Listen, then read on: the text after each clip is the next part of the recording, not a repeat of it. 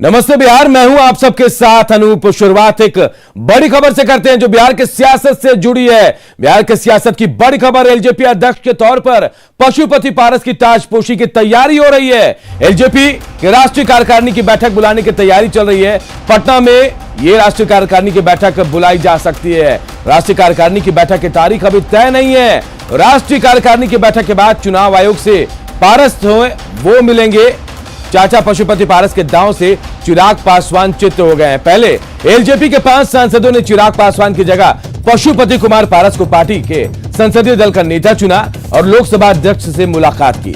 अध्यक्ष ने पशुपति पारस को एलजेपी संसदीय दल के नेता के तौर पर मान्यता दे दी है और अब पार्टी उन्हें राष्ट्रीय अध्यक्ष बनाने की तैयारी में है। जल्दी एलजेपी राष्ट्रीय कार्यकारिणी की बैठक हो सकती है और यह बैठक पटना में बुलाई जा सकती है। हालांकि राष्ट्रीय कार्यकारिणी की बैठक की तारीख अभी तय नहीं है, लेकिन अब ताजपोशी की तैयारी शुरू हो गई है। एलजेपी अध्यक्ष के पद पर ताजपोशी की तैयारी पशुपति कुमार पारस की और इसे लेकर कार्यकारिणी की बैठक की बुलाई जाने की संभावना जताई जा रही है। पटना में यह बैठक बुलाई जाएगी, लेकिन तारीख अभी तय नहीं है।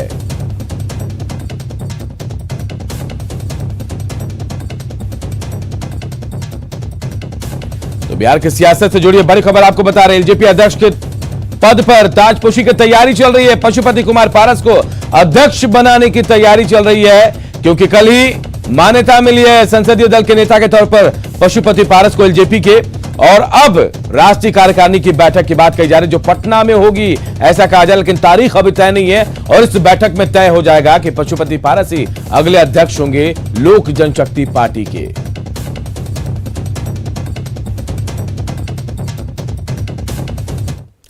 और देखिए, सवाल उठ रहे हैं कि क्या चाचा पशुपति पारस ने सिर्फ अपनी सियासी महत्वाकांक्षा में भतीजे को एक झटके में बंगले से बेदखल कर दिया, या फिर असली चाल का चाचा कोई और है।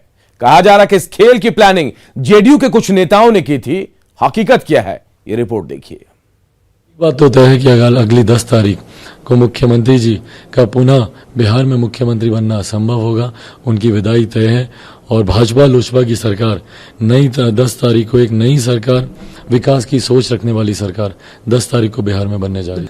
एक बंगला बने न्यारा, एक बंगला बने न्यारा, रहे कुन बाज सुने सारा, एक बंगला बने न्यारा, एक बंगला बने न्यारा।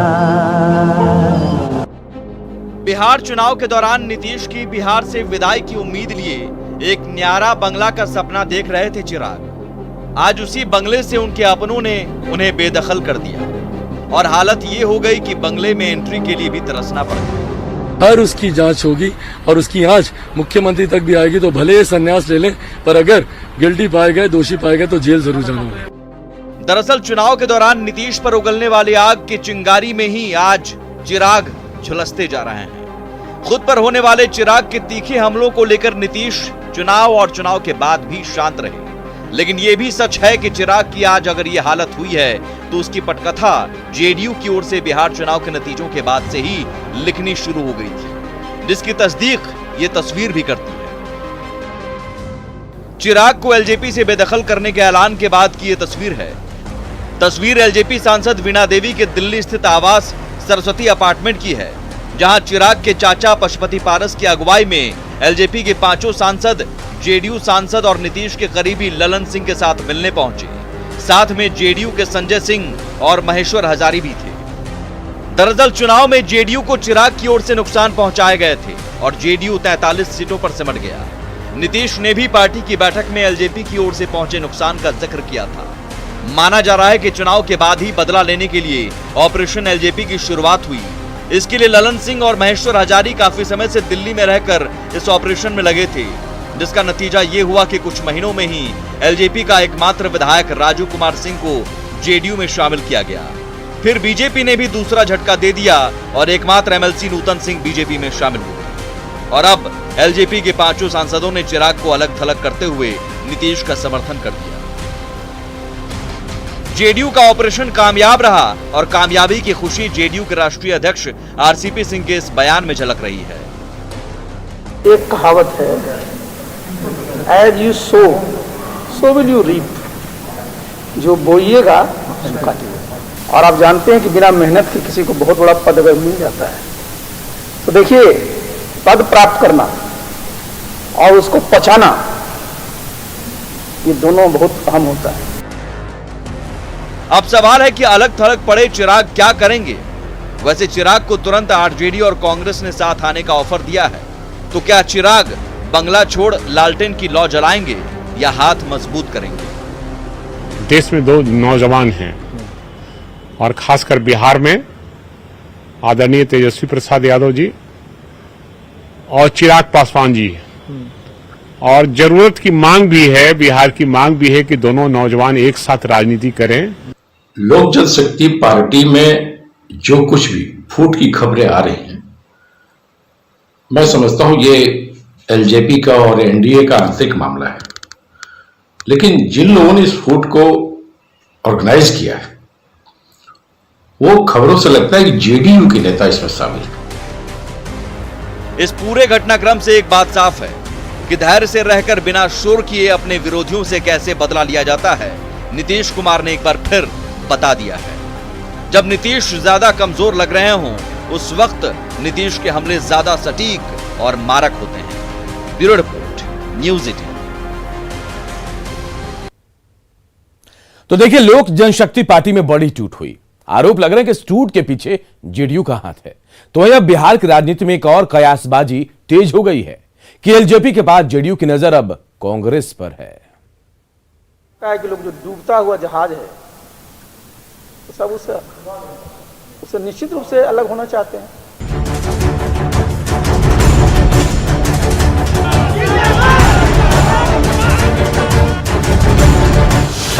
क्या बिहार की राजनीति में फिर होगी हलचल? एलजेपी में हुई टूट के बाद बिहार के राजनीतिक गलियारे में ये सवाल तैरने लगे हैं। कांग्रेस में टूट की कयासबाजी को तब और ज्यादा बल मिला जब जेडीयू अध्यक्ष आरसीपी सिंह ने भी कांग्रेस में टूट की आशंका जता दी। लोकसभा में जो विपक्ष के नेता हैं वो कहाँ के हैं? बंगाल के हैं। लेकिन बंगाल का जो रिजल्ट हुआ अभी, कांग्रेस का एक भी विधायक नहीं क्या दिखाता है। तो स्वाभाविक है कि लोगों को लगता है कि भाई जहां दिखता है कि लोग जो डूबता हुआ जहाज है तो सब उससे निश्चित रूप से अलग होना चाहते हैं। सूत्र बताते हैं कि कई कांग्रेस नेताओं की बातचीत जेडीयू नेताओं के साथ चल रही है। इंतजार है तो बस संख्या बल का। फिलहाल बिहार विधानसभा में कांग्रेस के 19 विधायक हैं। दल बदल कानून के मुताबिक कम से कम 13 विधायकों की जरूरत होगी। माना जा रहा है कि 13 विधायकों का आश्वासन मिलते ही कांग्रेस को बड़ा झटका लग सकता है। हालांकि कांग्रेस विधायक दल के नेता अजीत शर्मा ने इन अटकलों को सिरे से खारिज कर दिया है। देखिए, मैं आपको बताऊं कि ये बिल्कुल अफवाह है और ये सोची समझी एनडीए, जदयू और बीजेपी की साजिश है।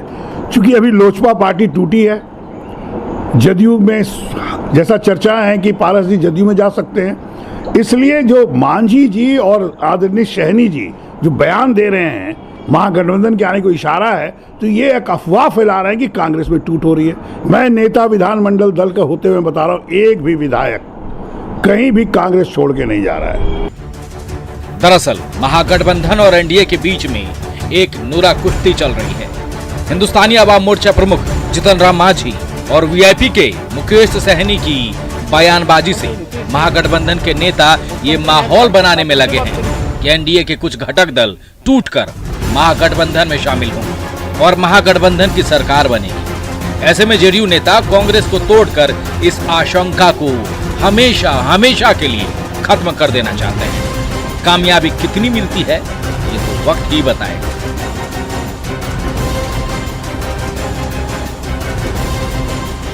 न्यूज़ 18 के लिए पटना से आनंद अमृतराज के साथ भागलपुर से आशीष की रिपोर्ट।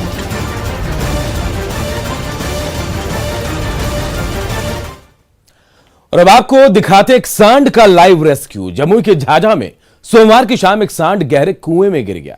इसके बाद गांव के लोगों ने कुएं से सांड को निकालने के लिए एड़ी चोटी का जोर लगा दिया। कुएं से सांड को निकालने के लिए करीब 6 घंटे रेस्क्यू ऑपरेशन चलाया गया।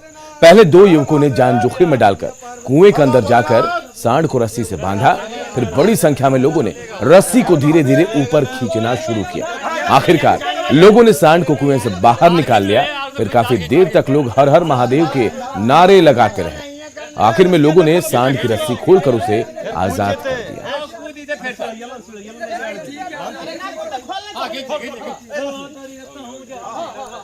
पटना के बिहटा में राइस मिल के दो पार्टनर के बीच जमकर मारपीट हुई है। घटना डुमरी स्थित मंगलम राइस मिल की है, जहां मिल के दो पार्टनर के बीच जमकर मारपीट और रोड़ेबाजी हुई। यही नहीं, फायरिंग भी हुई है। फायरिंग का सीसीटीवी फुटेज भी सामने आ गया है। बताया जाए कि राइस मिल के पार्टनर विनायक सिंह और आतिश सिंह में मिल के पैसे को लेकर विवाद हुआ, जिसके बाद दोनों पक्षों के लोग हथियार के साथ आधमकी और दहशत फैलाने को लेकर फायरिंग की। पुलिस ने दोनों पक्षों से 6 लोगों को थाने में बुलाया है, उनको पकड़ा है। थाने परिसर में दोनों पक्षों के बीच वहां भी तू मैं हुई, साथ ही मारपीट पर भी उतारू हो गए। रोकने में 2 पुलिसकर्मी भी मामूली रूप से घायल हुए। दोनों पक्षों से कुछ लोगों को हिरासत में लेने पर मामला शांत हुआ। मौके से एक खोखा भी बरामद हुआ है।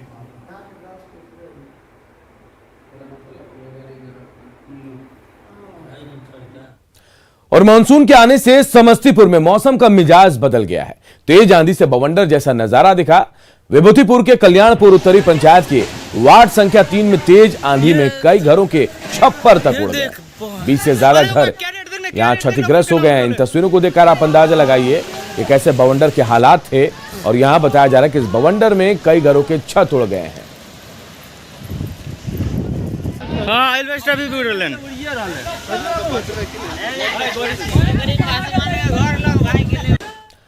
बगहा से बड़ी खबर। मूसलाधार बारिश से बगहा के लोगों की परेशानी बढ़ गई है। नेपाल के तराई क्षेत्रों में लगातार बारिश हो रही है और बारिश की वजह से गंडक नदी के जलस्तर में वृद्धि हो गई है। जल संसाधन विभाग ने अभियंताओं को अलर्ट कर दिया है। गंडक नदी का जलस्तर 99,000 क्यूसेक हो गया है। तो देखिए, बगहा से बड़ी खबर। नेपाल के तराई क्षेत्र में लगातार बारिश हो रही है और बगहा के लोगों की परेशानी बढ़ गई है। बारिश की वजह से गंडक नदी के जलस्तर में तेजी से वृद्धि हो गई है। हालांकि जल संसाधन विभाग ने अभियंताओं को अलर्ट कर दिया है और गंडक नदी का जलस्तर जो है 99,000 क्यूसेक हो गया है।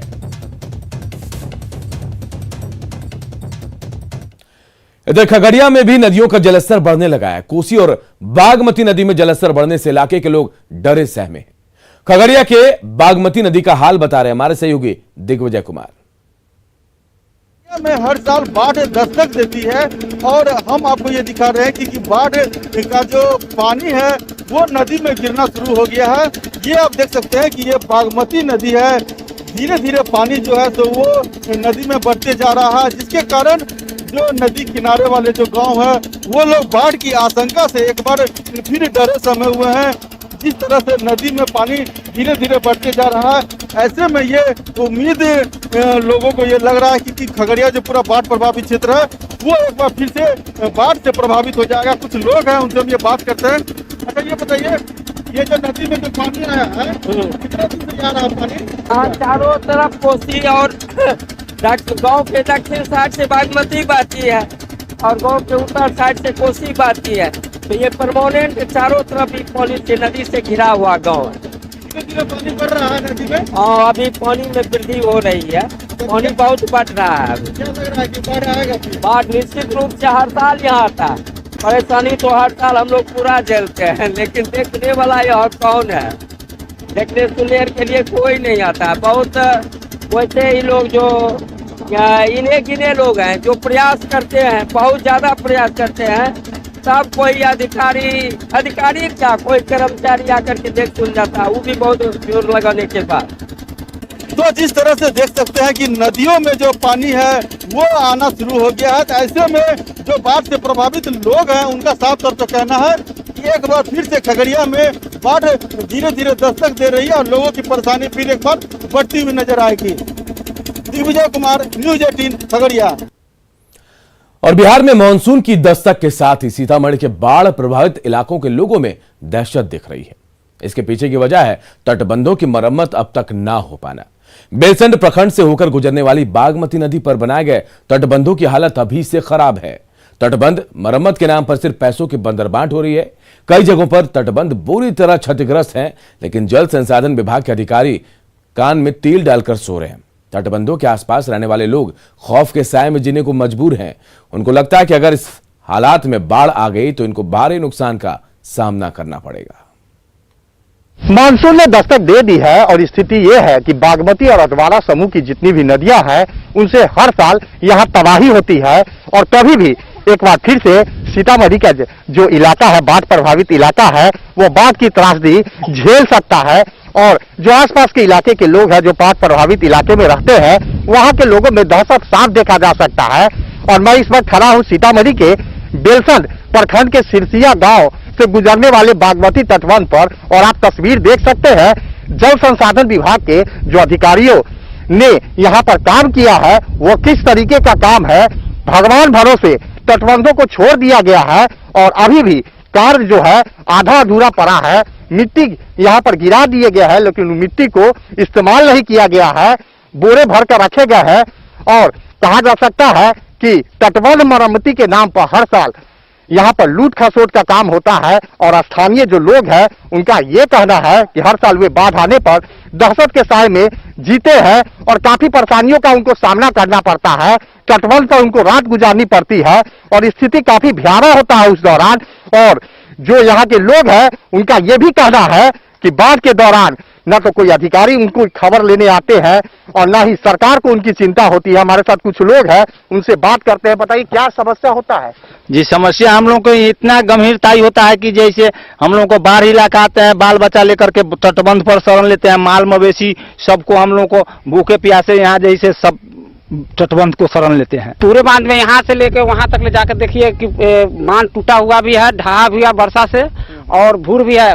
उनको बांधना चाहिए इधर से ताकि भूर बंद हो जाए, लेकिन ये लोग बांध रहे हैं इधर से। कहा के लोग जल संसाधन विभाग के जो अधिकारी हैं उनके कार्य शैली पर सवाल उठा रहे हैं। लोगों का कहना है कि तटबंध की सुरक्षा से ज्यादा लोग जो है और ठेकेदार और जो अधिकारी है वो अपनी जेबें गर्म करने पर ज्यादा विश्वास करते हैं। और शायद यही वजह है कि हर साल बाढ़ इस इलाके में आता है और बर्बादी का कहर बरपाने का काम करता है। राकेश रंजन, न्यूज 18, सीतामढ़ी। नमस्ते बिहार में कुछ और खबरें, लेकिन एक छोटे से ब्रेक के बाद जल्द लौटते हैं।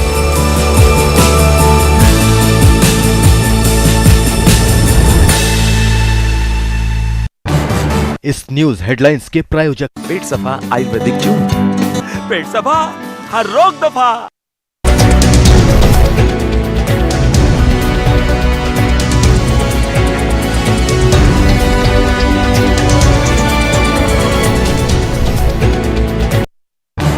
इस न्यूज हेडलाइंस के प्रायोजक पेट सफा आयुर्वेदिक जून। पेट सफा, हर रोग दफा।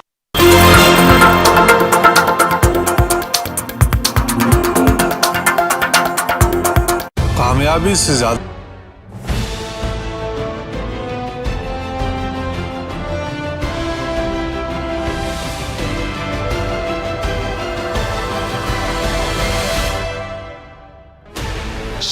channels, 15 languages, 26 states, 1200 plus reporters, 66.9 crore viewers. India's largest news network, News 18 Network.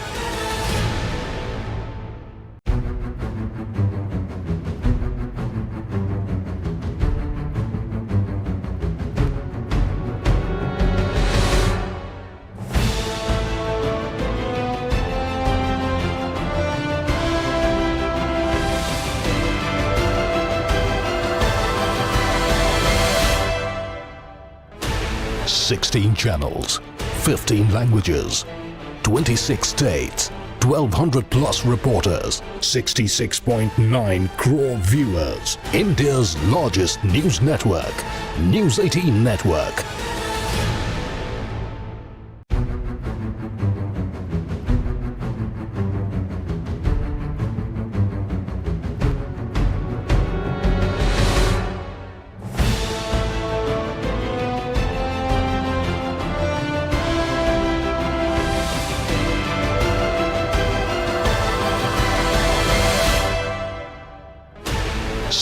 Channels, 15 languages, 26 states, 1200 plus reporters, 66.9 crore viewers. India's largest news network, News 18 Network.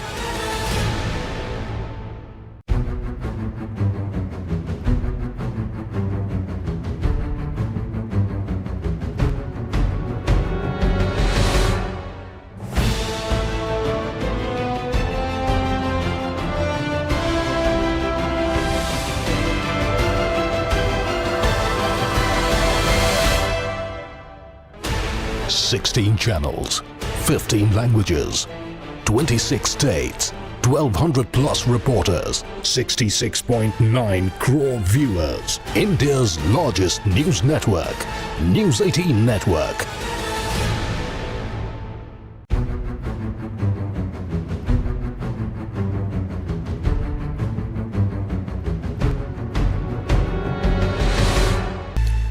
खेतीबाड़ी को लाभ का सौदा बनाने के लिए सरकार पूरी तरह से लगी हुई है और इसी कड़ी में सरकार देसी उत्पादों को विदेशी बाजार मुहैया कराने के लिए जी तोड़ कोशिश कर रही है ताकि किसानों की आय दुगनी हो सके। सरकार की इसी कोशिश को लेकर रेल मंत्री पीयूष गोयल ने ट्वीट करके लिखा कि भागलपुर के जर्दालू आम के जरिए देश का किसान ब्रिटेन तक पहुंचेगा। उन्होंने लिखा कि बिहार के जर्दालू आम के जीआई सर्टिफिकेशन के बाद पहली व्यावसायिक खेप ब्रिटेन के लिए भेजी गई है। उन्होंने कृषि उत्पादों के निर्यात में इसे बड़ा कदम बताया और कहा कि इससे किसानों को लाभ होगा।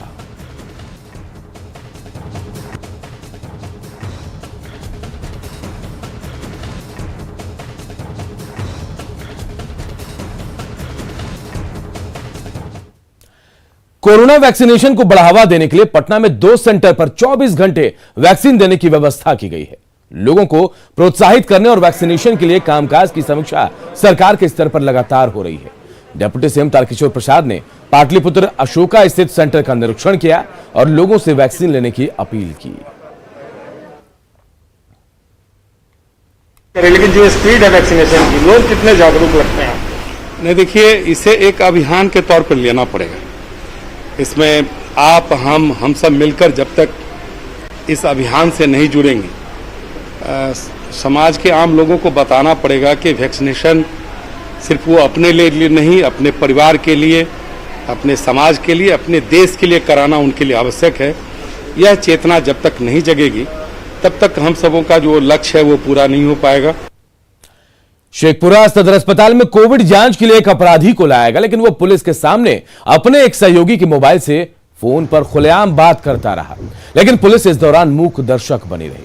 शेखपुरा जिले के केवटी थाने की पुलिस ने कई कांडों के फरार आरोपी को गिरफ्तार किया था। इसे कोविड जांच के लिए सदर अस्पताल लाया गया, लेकिन वो हथकड़ी में ही मोबाइल पर बात करता रहा।